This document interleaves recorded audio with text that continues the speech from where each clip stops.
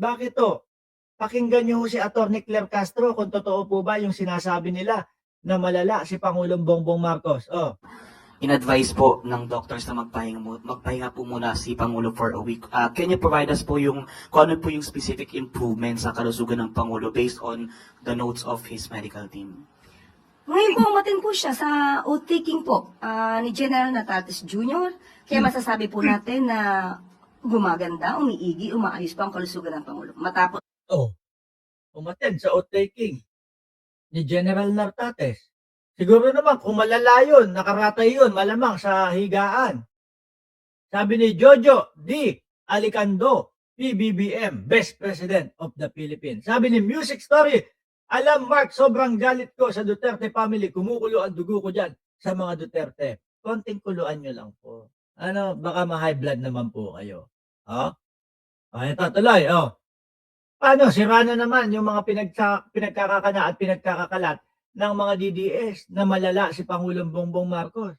Yan na lang ba talaga ang chance ninyo para mapababa si Pangulong Bongbong Marcos? Aba, baka 2028 na. Oh, baka baka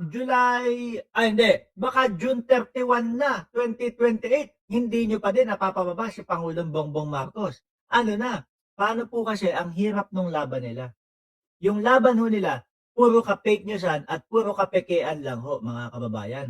po siyang ma-diagnose ng doktor patungkol sa diverticulitis. Wala po ba siyang na-mention? Ulitin ko ho mga bossing. Nung narinig ko, nabalitaan ko yung karamdaman ni Pangulong Bongbong Marcos na putik na yan.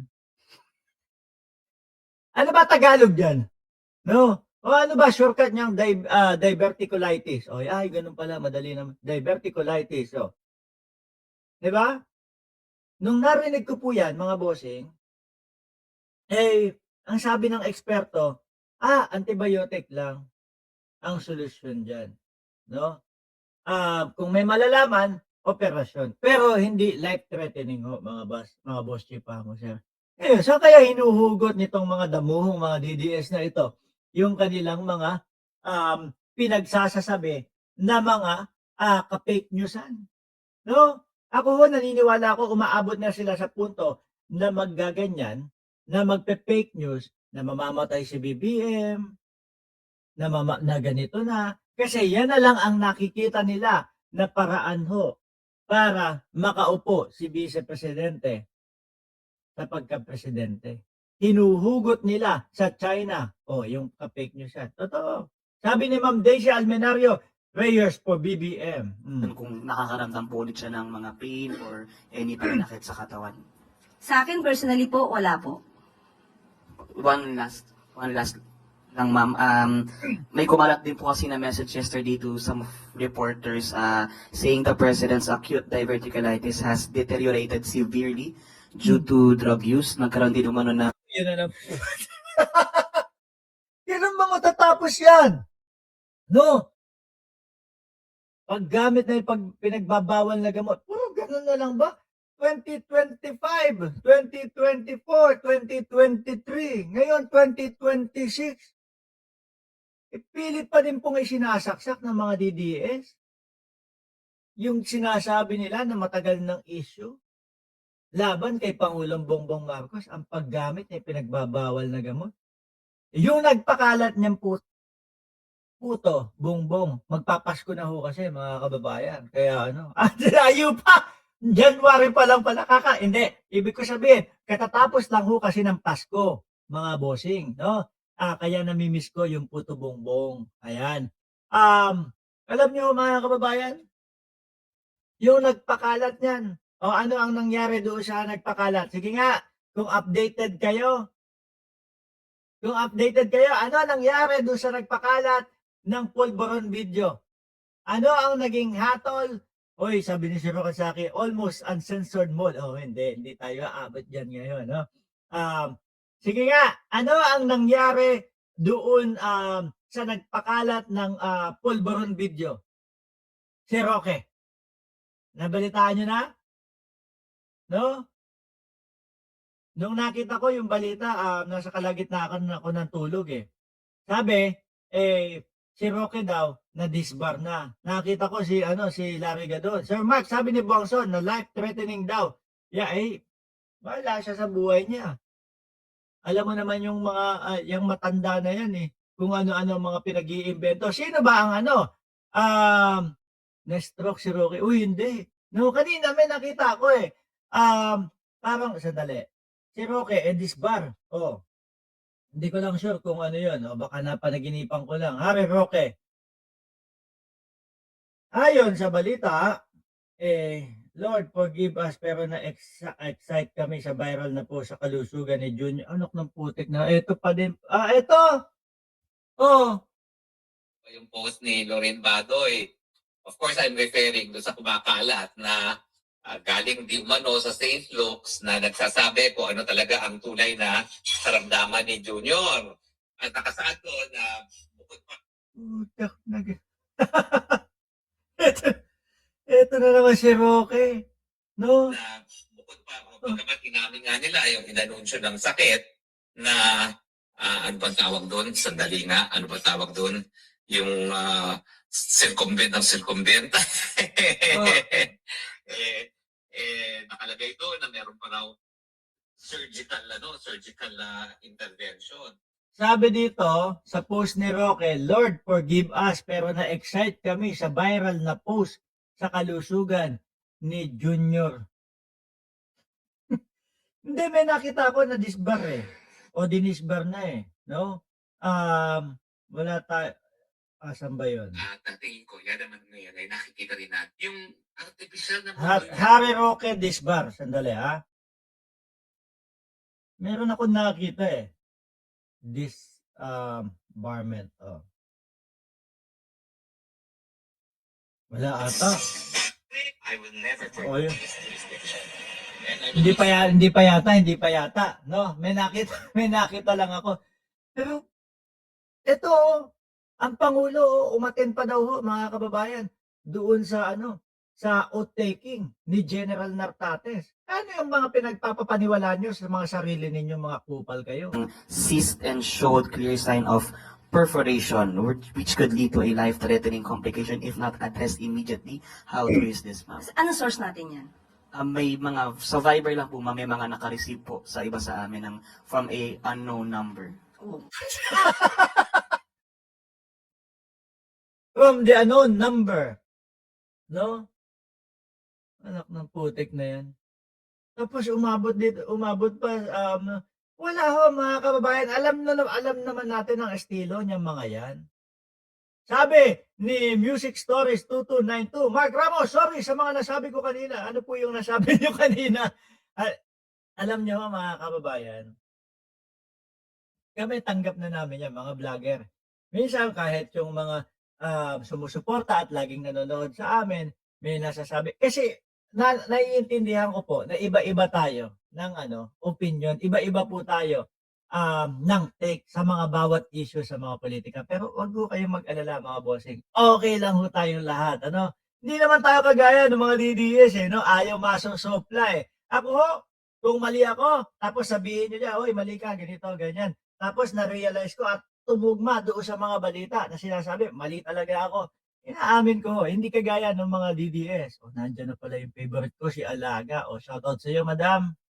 Tuloy. Kung unknown number yan, di unknown din ang source niyan. Correct. So, kung unknown ang source niyan, so malamang gumagawa ng kwento yan. So, huwag natin masyadong paniwalaan ng mga kumakalat sa social media nang walang hindi verified. Alam niyo naman yung mga estilo at galawan ng mga DDS. Biruin niyo nga tingnan niyo. Si General Torre, ang ligsi-ligsi, ang lakas-lakas. Pag kaka-aresto lang kay dating Pangulong Duterte, inihagis, idinala, inilipad doon sa dahig. Iniratay sa higaan ng mga DDS. Diba? Tato! Shh! Uy! Shoutout sa'yo! Diba? Sino pa? Si Ombudsman Boying Remulla, ganyan din ang ginawa niya mga yan. Mahihinang nila lang yan, mga bossing, no? Kaya ang gagawin na lang yan, kung ano yung madali para masira, para gumawa ng issue, yun na lang po, kundi ang pag-i-edit. Pero yung paghahalukay, paghahanap ng mga kamalian o magiging ebidensya para kay Pangulong Bongbong Marcos, dehins niyan mga kaya. Bakit to? Dahil wala naman ho na makikita at mahahalongkat na ebidensya laban kay Pangulo. 'Di ba? Bergie Berhel de Dios. Oh, shout out sa iyo. At walang ibang source. Last na lang, ma'am. Can we expect the president po na umattend ng mga activities outside the palace this week or next week? Sa ngayon po, hindi po natin masasabi. At ang sabi nga po ni A.S. Ralph Recto ay pinapa-relax muna ang ating Pangulo. Pero sabi po natin, umaten po siya ng activity. May nararamdaman, may karamdaman, pero hindi yung ganung kalala na sinasabi o pinapakalat ng mga DDSO. Sabi ni Raf Ong, mukhang engot lang yung nagtanong kay Yusek Claire, paano naging reporter yun? Sana binigay na lang yun dyan sa iba. Oo. Hindi kasi mga kababayan, para sa akin kapag kayong ganyan, na unverified at wala naman talagang matinong source, hindi na ibinabalita yan. No, hindi na itinatanong ho yan talaga mga boss chipamo, sir. Unless kung talagang sa doktor o mismo sila yung nagsabi ho. Ngayon, ayan, di ba? Andaling sawatahin. O andaling idebangko. Di ba kanina lang, kakapunta lang ni Pangulong Bongbong Marcos doon sa outtaking ni Nartates. Tapos na ho. No, pag binalikan mo yung video, for sure yun, na-record. Oo nga, no. Ano pinapakalat ng mga DDS na yan? Doon si Atty. Claire naninilaw, shout out daw doon sa mga kakamping, doon sa mga kaibigan natin na dilawan, naninilaw si Atty. Claire. Ngayon, nakakapagkaroon po siya ng private meetings. So, umiigi po ang kalusugan ng Pangulo. Nako po, sakit sa tenga ng mga DDS niyan, umiigi ang kalusugan ng ating Pangulo. Thank you. Reminder lang po, one question and one follow-up. Ay ma'am, follow-up lang po sa health condition ni Pangulong Marcos. Yung kumalat po ay unknown source. Mayroon po akong source, doktor po ito sa St. Luke's. So, siguro naman po ay credible ito. Although hindi ko siya pwedeng pangalanan. Gago ka! Tarantado ka yata eh. Sorry! Ano yun? Meron po akong source, doktor po ito. Tapos, doktor po sa St. Luke's. Pero hindi ko po siya pwedeng pangalan. Ano yun eh? Yung sa Net 25, ramdam ko yung, alam ko yung boses nun eh. Hindi pwede pangalanan. Kung isa kang doktor, no? At totoo naman yung sasabihin mo, di ba? Bakit hindi pwedeng pangalanan? Bakit hindi mo tindigan yung mga sinasabi mo with your name? Anak ng putik naman tong style nito mga ito. Diyos ko po Lord. Ano ba to? Uy, 2026 na. Wala nang mabubudol yung mga ganyang estilong pagbabalita. Di ba? Meron po akong source. Doktor po, no? Ako mga kababayan, kung ako yung doktor, at alam ko kung ano yung talagang kalagayan ni Bongbong Marcos na ating Pangulo. No? At alam ko na itinatago ng kampo nila. Oy, sandali lang. Ito yung totoong karamdaman, kalagayan ni Bongbong Marcos. Ito pangalan ko. Ito yung totoo.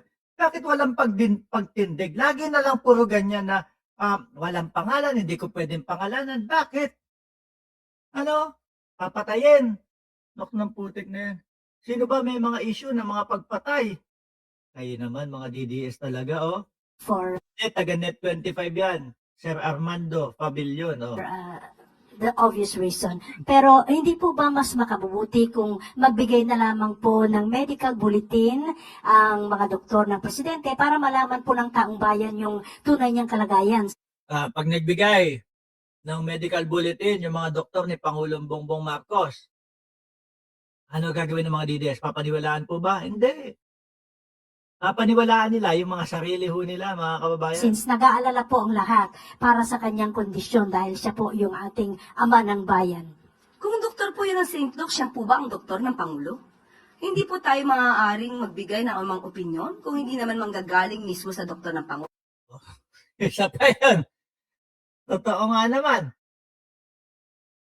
Di ba? Kasi bawat pasyente ho, mga kababayan, mga boss chief amo sir, merong mga ano yan. Kumbaga, doktor at pasyente muna ang nakakaalam yan. Tapos magkakaroon ng tipo bang pagtatanong, o pwede po ba nating sa publiko ito, ganito, ganyan. Di ba? Ibang doktor, si Dr. Chismoso. O bakit natawag na Dr. Chismoso? Eh kasi ho, ganun eh. Nakikichismis sa ibang pasyente ho eh. Hmm. Totoo naman po yung sinabi ni Atty. Claire. Tanging ang doktor ng Pangulo ang makakapagpatunay at magsasabi kung ano ang talagang lagay ng ating Pangulo. Pero sa nakita natin, doon sa sinabi na naka-attend pa doon sa oath-taking ni General Nartates, edi okay. Sabi ni Shiro Kansaki, baka si Dr. Richard Mata yan. Diyos ko. Mga vlogger na DDS, member ng Duterte, Iglesia ni Duterte. Confirm muna sinong doktor yan bago paniwalaan. Totoo, mahirap ito. Mga DDS, puro ganito at paulit-ulit na lang yung mga pinagsasasabi ng mga DDS eh. Oh? Pangulo at hindi manggagaling sa Pangulo. Sinabi po ng Pangulo, hindi po life-threatening, nakaramdam po siya ng konting sakit, at yan naman po ay tinutugon Kilala nyo si Doc Adam. Sumikat ho dito yan sa YouTube. Hindi ko lang alam kung bumalik na ho sa sa pagbablog ho sa YouTube. Napakagaling na doktor. Ako ho, na-appreciate ko yung mga ginagawa ni Doc Adam. Although, syempre ho, mga bossing, kami naman po mga YouTube na mga vloggers ho, kumbaga, nakakatanggap kami ng recognition na sweldo galing kay YouTube. Pero, yung intensyon ni Doc Adam ho, mga kababayan, Doc Adam, no? Para ho sa akin, ang gusto niya mangyari, maiwasan, ayan o, si Doc Adam, maiwasan yung mga maling mga impormasyon na kumakalat sa Pilipinas. Ang last vlog niya is 4 years ago. Ayan. Yan ang channel ni Doc Adam. No, alam ko madaming nakakakilala sa kanya, mga bossing.